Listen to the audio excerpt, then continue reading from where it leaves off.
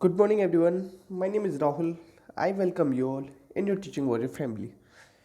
जैसे कि हम लोग आपको देते हैं सुबह 7 बजे हिंदी ग्रामर का प्रैक्टिस सेट। तो सैटरडे और संडे को प्रैक्टिस सेट नहीं आया था क्योंकि अन अकेडमी पे ना एग्ज़ाम था एक, तो उसी की तैयारी थी, इसी चक्कर में नहीं आ पाया। तो उसके लिए माफ़ी चाहूँगा। तो उसमें स्कोर आया है 57/60। ठीक है, 1 साल का सब्सक्रिप्शन मिला है, 5,000 रुपये मिले, वाउचर मिलेगा उसका। ठीक है। अच्छा, एक चीज़ बता दूँ आपको, 7 PM पे ना शाम को वीडियो आएगी आपके लिए साइकोलॉजी की, पेडागोजी की, जो कि आपके वर्ग 3 या सीटेट में 90 नंबर का काम करेगी। ठीक है, तो उसे भी देख लेना, काम आ जाएगी आपके। पहले क्वेश्चन से स्टार्ट करेंगे। धीरे धीरे में समास बताना है। समास का विलोम क्या होता है? ब्यास। पदों की प्रधानता के आधार पर समास के प्रकार लिखने को आते हैं 4। अर्थ के आधार पर पूछता है तो 6। यहाँ भी धीरे धीरे का मतलब पता है क्या है? द्विरुक्ति। द्विरुक्ति का मतलब है जब भी कोई शब्द 2 बार आ जाए, तो ये 2 बार आए ना, तो ऐसे में कौन सा समास होता है? अव्ययीभाव। अव्ययीभाव में कौन सा पद प्रधान होता है? पूर्व पद प्रधान या पहला पद प्रधान। ठीक है। और अव्ययीभाव समास के एग्जाम्पल जितने होते हैं ना, उनका बहुवचन नहीं बनता, कभी धीरों धीरों नहीं बनेगा। ठीक है। अब द्विग समास, इसका पहला पद संख्यावाची होता है। क्या होता है? संख्यावाची। चौराहा जैसे। कर्मधारय में क्या होता है? विशेषण विशेष्य होता है। ठीक है, इस चीज़ को याद रखना। और ये द्विग और कर्मधारय, ये दोनों किसके भाग होते हैं? पदों की प्रधानता के आधार पर तत्पुरुष समास के। ठीक है, next question start. Next question है आपका, देखो, वही मनुष्य है जो मनुष्य के लिए मरे, वो पशु प्रवृत्ति है जो आप ही चले। इस तरीके से ही तो अलंकार बताना है। अलंकार के भामह, अलंकार के प्रवर्तक कौन है? भामह। अलंकार का मतलब क्या होता है? आभूषण। आप लोगों ने सोच लिया क्या आंसर है? अब आप लोग पता है क्या गलती कर रहे हो इसमें, कि मनुष्य यहाँ भी दे रखा है, मनुष्य यहाँ भी दे रखा है, जब तो आप लोगों ने इस चीज दोनों को देख के क्या लगा दिया हो? यमक। ठीक है, क्योंकि यमक में क्या होता है? शब्द दो और अर्थ दो। शब्द भी दो होंगे, दो या दो से अधिक, और अर्थ भी अलग अलग होंगे। मगर यहाँ पे जो मनुष्य और यहाँ जो मनुष्य है ना, दोनों का अर्थ एक ही है, तो इसलिए यहाँ पे यमक अलंकार नहीं होगा, यहाँ पे अनुप्रास अलंकार होगा। अनुप्रास अलंकार 5 प्रकार का होता है, और 5 प्रकार में से ये कौन सा अनुप्रास है? लाटा अनुप्रास। कौन सा हो जाएगा? लाटा अनुप्रास। ठीक है। श्लेष का मतलब क्या होता है? शब्द एक अर्थ अनेक। शब्द एक अर्थ अनेक। और ये तीनों किसके भाग होते हैं? शब्दालंकार के भाग होते हैं। किसके भाग होते हैं? शब्दालंकार। अभी उपमा, रूपक, ये सब किसके भाग होते हैं? अर्थालंकार के भाग होते हैं। ठीक है। और रूपक में क्या होता है? इस तरीके से एग्जाम्पल आएगा, चंद्र, खिलौना। ठीक है, याद रखना। नेक्स्ट क्वेश्चन, बागेश्वरी का पर्यायवाची बताना है। बागेश्वरी का मतलब होता है सरस्वती। क्या होता है? सरस्वती। तो शारदा, सरस्वती, सरस्वती। ठीक है। और बहुत सारे मिल जाएंगे, वीणा पाणी, वीणा पाणी, महाश्वेता, इस तरीके से कहते हैं, तो ये हो जाएगा। और कमला और सुखदा, ये किसके? ये सब है आपके किसके? कमला और सुखदा हैं आपके लक्ष्मी के। ठीक है, याद रखना। और एक क्वेश्चन और आजकल बहुत ज़्यादा पूछा है, मीनाक्षी। मीनाक्षी किसका है? मीनाक्षी होता है दुर्गा माता का।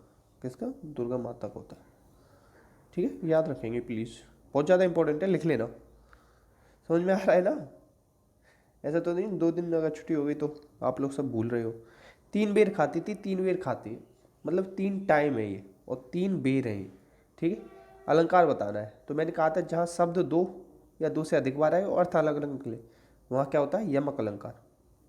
अनुप्रास, यमक, श्लेष, प्रकृक्ति, अन्युक्ति।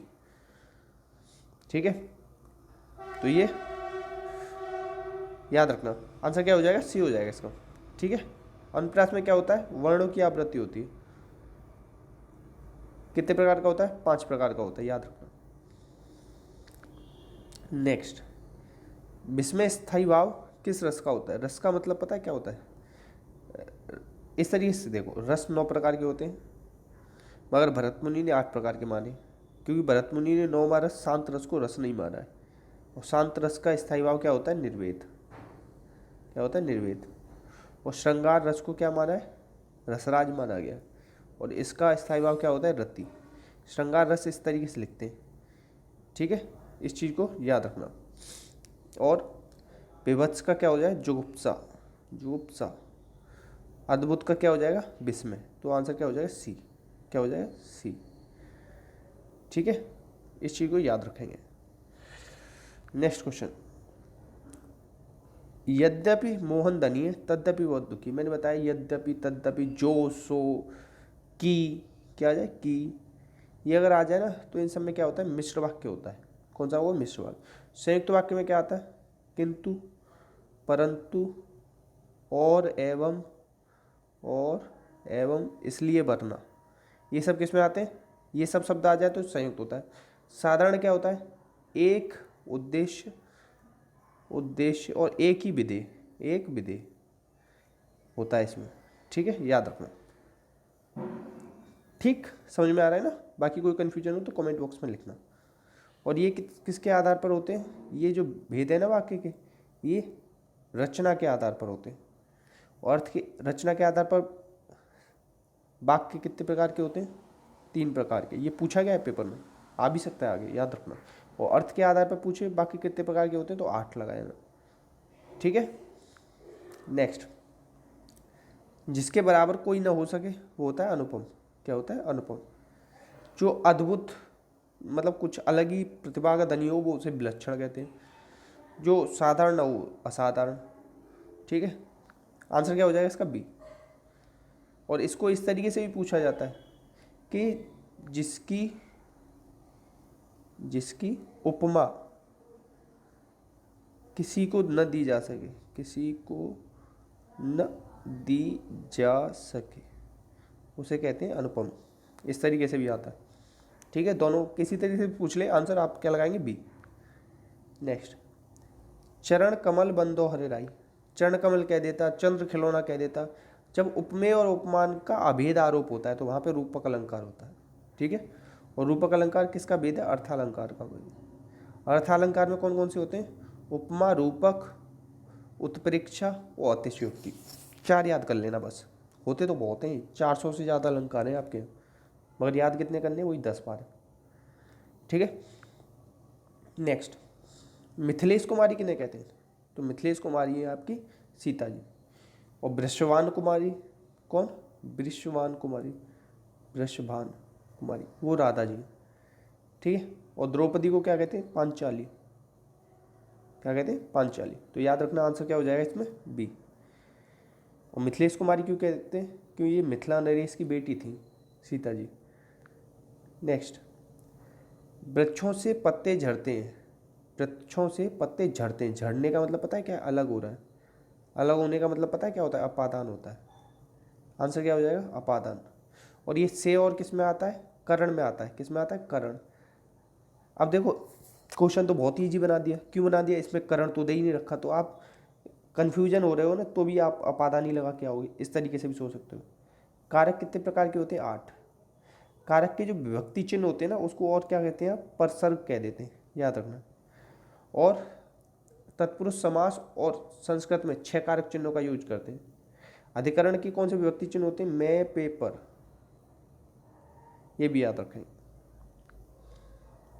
नेक्स्ट, बुढ़ापा एक प्रकार का अभिशाप है, तो रेखांकित में संज्ञा बतानी है। तो देखो बुढ़ापा समूहवाचक तो होगा नहीं, समूह में क्या होता है आपका, गुच्छा या अंगूर का गुच्छा, इस तरीके से। केवल एक अंगूर लिखा जाए ना तो उसे आप मत करिए ना, क्योंकि अंगूर आपका ना केवल एक मतलब केवल अंगूर लिख रहा हो तब वो आपका समूहवाचक में नहीं आता। अंगूर का गुच्छा लिख रहा हो पूरा तब आता है। ठीक है, व्यक्तिवाचक में क्या आता है, सीधे नाम, जैसे हिमालय, गंगा, यमुना, इस तरीके से। तो अब इन दोनों में से बताना है आपको कि 18 का आंसर क्या हो जाएगा, ए या बी, ए होगा या बी होगा। ठीक है, इतने ही क्वेश्चन थे, तो प्लीज़ शेयर कर देना। बहुत सारे लोगों को पता नहीं पड़ पाएगा ना कि वीडियो आई है नहीं आई है, तो आज प्लीज़ सबको मिलकर शेयर करना है ये वीडियो। ठीक है, इसी के साथ अपना और अपनों का ध्यान रखना। क्वेश्चन जो पूछा है उसे कमेंट बॉक्स में जवाब देना। बाकी कन्फ्यूजन हो तो पूछ लेना। टेलीग्राम से राहुल पांडे ऑफिशियल चैनल है, वहाँ से वीडियो डाउनलोड कर लेना। वीडियो मतलब PDF डाउनलोड कर लेना विद आंसर की। Thank you for watching this.